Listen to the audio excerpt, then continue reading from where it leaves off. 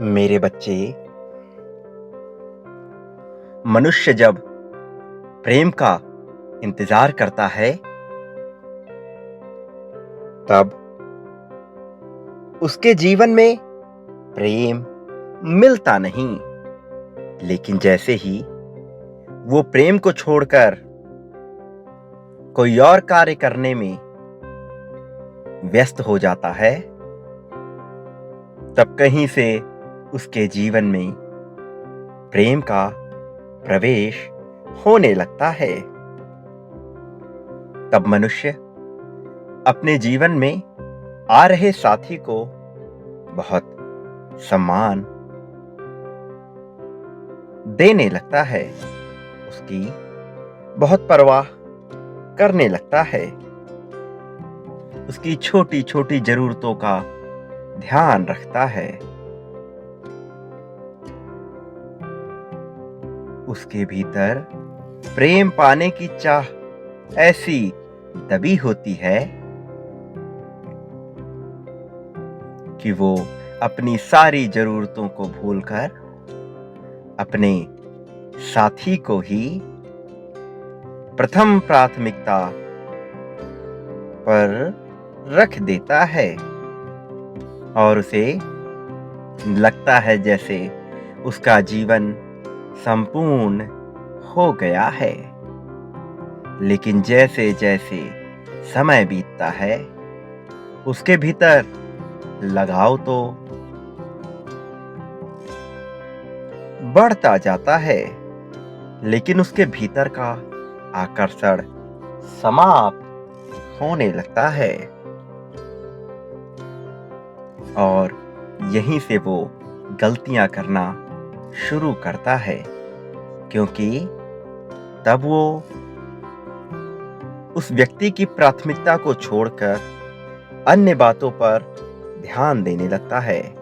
जहां पहले वो उसे ही प्रथम प्राथमिकता पर रखता था, अब वो उसकी प्राथमिकताएं कम कर देता है, जिस वजह से उनके बीच दूरियां बढ़ने लगती है। तुम्हारे जीवन में भी प्रेम पाने की चाह बहुत समय से दबी हुई थी। ऐसा नहीं है कि तुम्हारे साथ ये सारी घटनाएं घटी नहीं हैं, लेकिन अन्य लोगों में और तुम में एक बहुत बड़ा अंतर है। तुमने अपने साथी को प्रथम प्राथमिकता पर तो रखा, अन्य लोगों की तरह ही, लेकिन तुमने उसकी प्राथमिकताओं को कभी कम नहीं होने दिया। जबकि तुम्हारे साथी के मन में तुम्हें लेकर प्राथमिकताएं बदलती गईं। ऐसा नहीं है कि उसके मन में तुम्हारे प्रति प्रेम नहीं बचा, ऐसा नहीं है कि उसके मन में लगाव समाप्त हो गया, लेकिन समय के साथ साथ चीजें बदलती चली गईं। उसका कारण ये है कि आकर्षण कहीं ना कहीं समाप्त होने लगा, परंतु प्रेम बरकरार है। मेरे बच्चे, अब समय कुछ अलग सोचने का है। अब समय उन चीजों को प्राथमिकताओं से हटाकर कुछ अन्य विचारों को सोचने का है। तुम्हारे जीवन में बहुत से लोग आए, बहुत से लोग चले गए।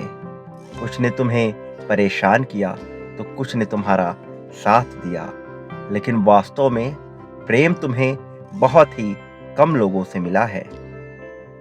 तुम्हें जिनसे लगता है कि तुम्हें उनसे प्रेम मिला है, तो मैं आज तुम्हें यह बताने आया हूं कि तुम्हें हर किसी से प्रेम नहीं मिला। तुम्हें ऐसा भले ही लगा कि उसने तुमसे प्रेम किया, लेकिन वो प्रेम नहीं था। कई बार अपने मतलब को साधने के लिए मनुष्य दूसरे का सम्मान करना शुरू कर देता है, तो कई बार दूसरे से कुछ लाभ पाने की चाह में वो दूसरे को प्राथमिकताएं देने लगता है। लेकिन वास्तव में प्रेम तो प्राथमिकता से कहीं ऊपर होती है। प्रेम में लोभ और मोह नहीं होता।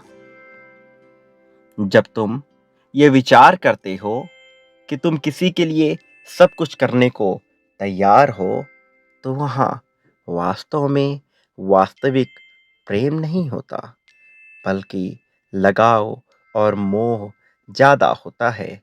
क्योंकि मोह चाहता है कि इंसान अपने साथी के लिए सब कुछ करे, जबकि जहाँ प्रेम होता है, वहाँ मनुष्य ये सोचता है कि ईश्वर उसके साथी के लिए सब कुछ करते रहें। ईश्वर उसकी राहें आसान बनाते रहें। ईश्वर उसके जीवन में कष्ट ना डालें।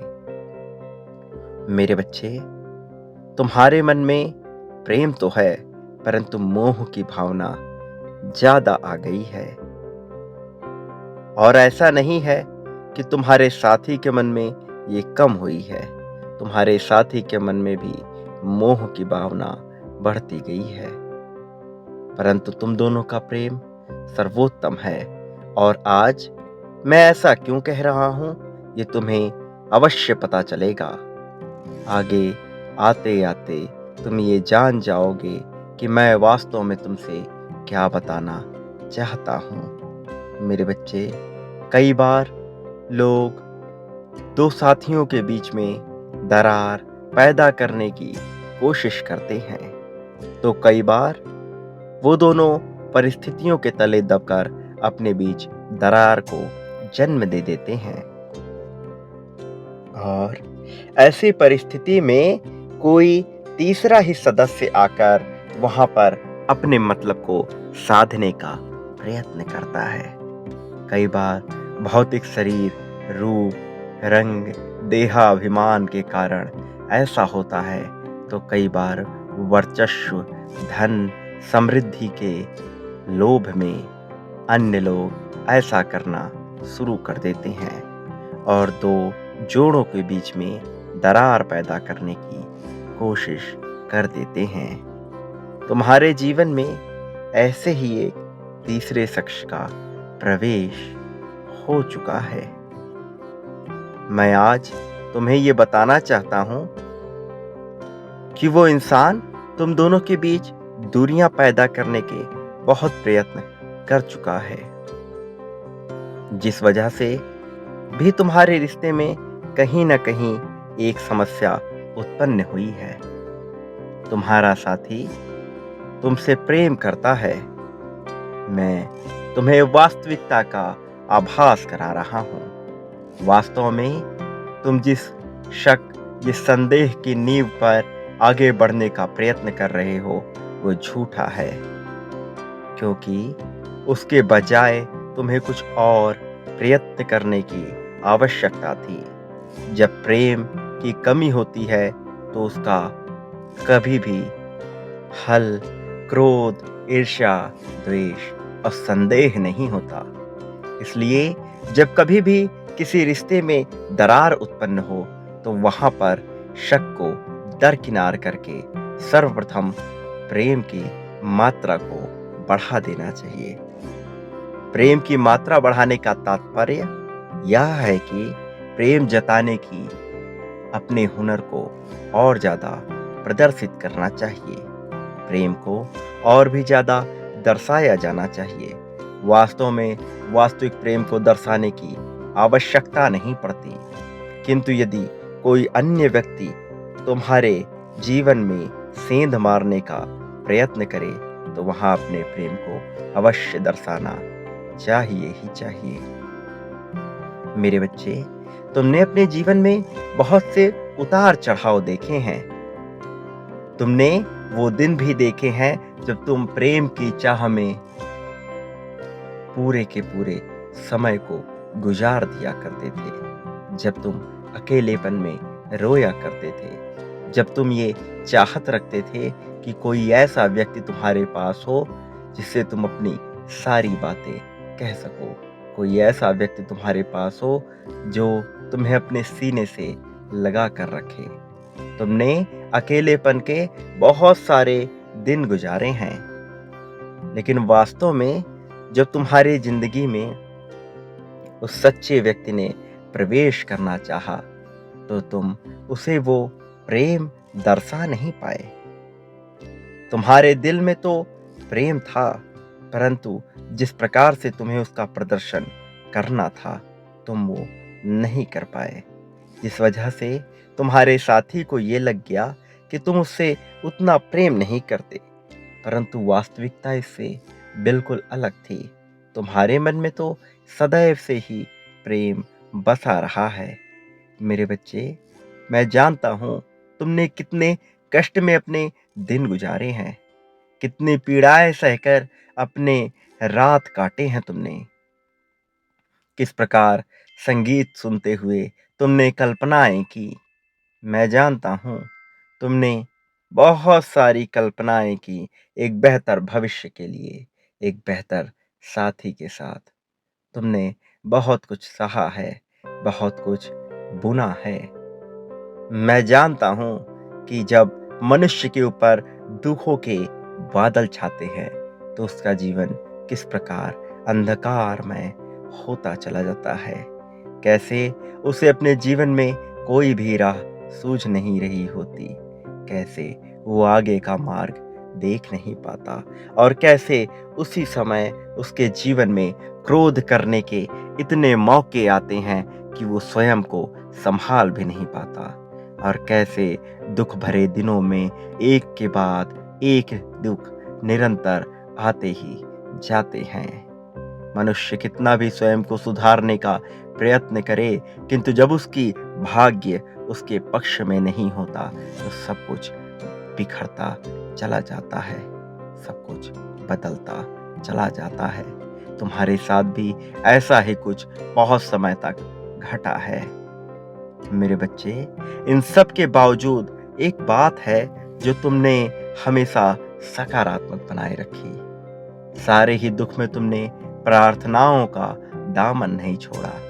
सारे ही दुख में बहुत ज्यादा व्यथित होने के बाद भी तुम उम्मीद छोड़ नहीं पाए, और ये वास्तव में तुम्हारे पक्ष में काम करता गया, क्योंकि अब से मैं तुम्हारे भाग्य को ही बदलने जा रहा हूं। तुम्हारे जीवन में ग्रहों की चाल बदलने का समय आ गया है। बहुत से ग्रह नक्षत्र तुम्हारी कुंडली के अनुसार कार्य करते हैं, परंतु बहुत से ऐसे ग्रह हैं जिनका आभास आज के मनुष्यों को है भी नहीं। ऐसे ग्रह, ऐसे उल्का पिंड जिनका प्रभाव तुम्हारे जीवन में पड़ता है। ऐसी तरंगे, ऐसी किरणें इस सृष्टि में मौजूद हैं जिनके बारे में मनुष्य अभी तक जान भी नहीं पाया है। तुमने महसूस किया होगा कि जब तुम किसी सामान्य परिस्थिति में रहते हो, तो तुम्हारे सांसें चलने की गति अलग होती है, लेकिन जैसे ही तुम किसी मुश्किल परिस्थिति में जाते हो, तुम्हारी सांसों की गति अलग हो जाती है। जैसे ही तुम चिंता में आते हो, तुम्हारे माथे पे पसीने आ जाते हैं और तुम्हारी सांसें बिल्कुल ही अलग तरीके से चलने लगती हैं।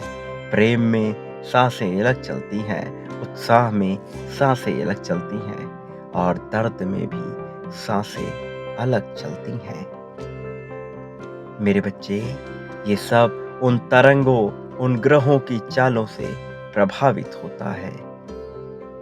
चंद्रमा के बढ़ते दिनों के क्रम में तुम्हारे जीवन में क्रोध, संशय बढ़ता जाता है। चंद्रमा के घटने के क्रम में तुम्हारे जीवन में क्रोध कम होता जाता है।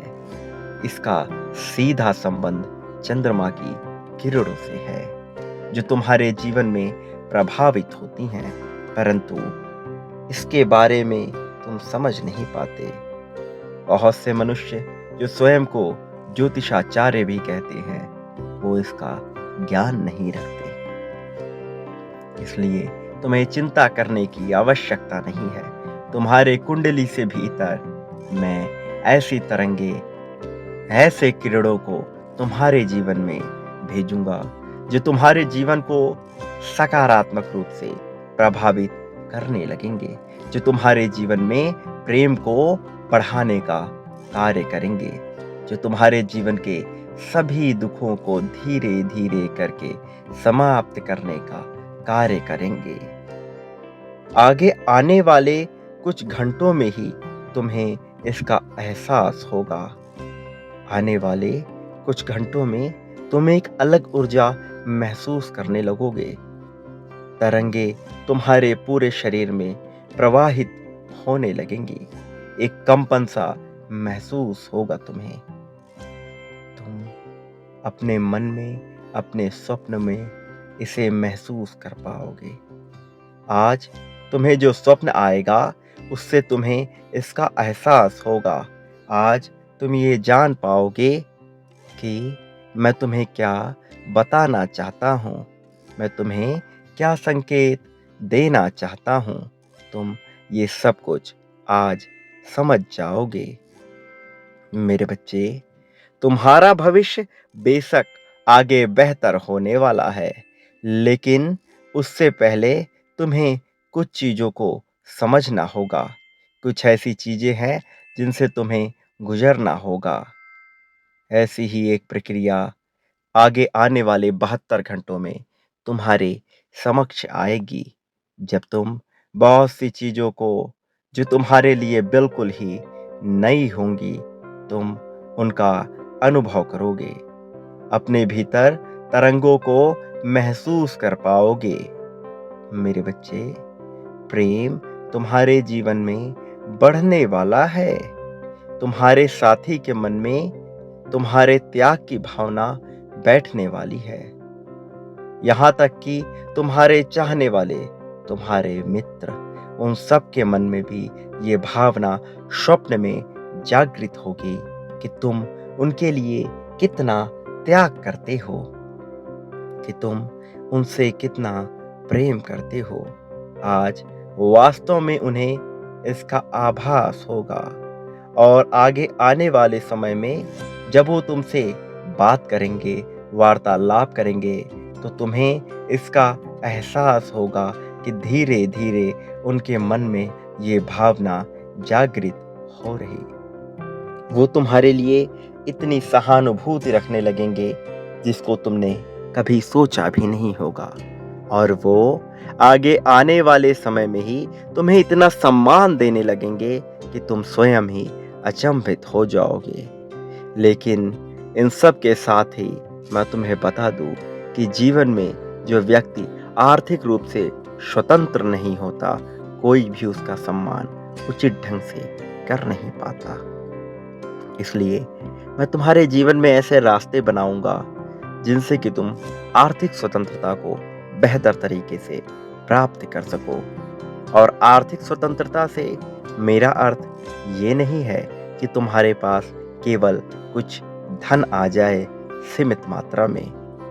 आर्थिक स्वतंत्रता से मेरा आशय यह है कि तुम्हें धन के लिए कभी किसी के सामने सर ना झुकाना पड़े, कि तुम्हें धन के लिए किसी का गुलाम ना होना पड़े। मेरे बच्चे, तुम्हारी जीत का समय आ गया है। समय आ गया है कि जब तुम अपने जीवन के बारे में अच्छे ढंग से जान पाओ।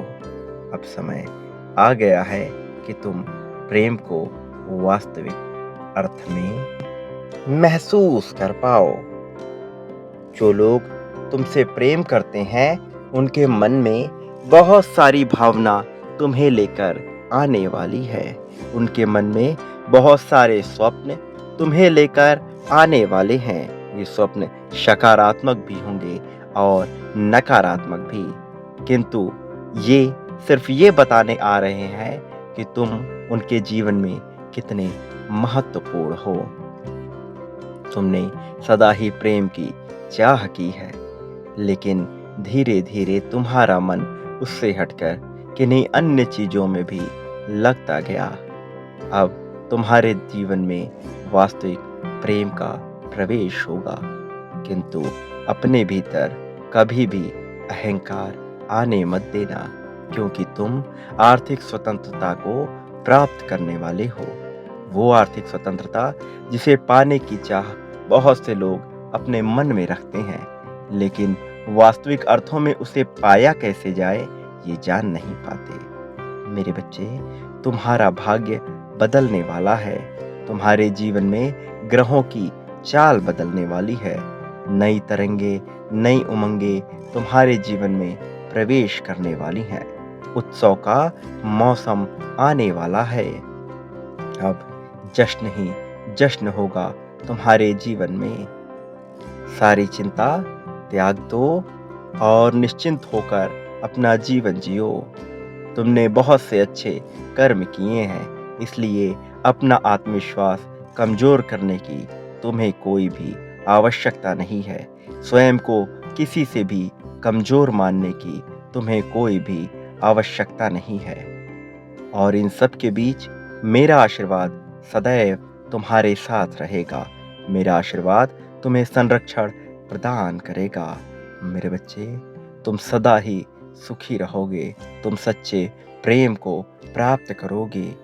तुम्हारा कल्याण होगा। तुम्हारी प्रगति होगी। सदा सुखी रहो।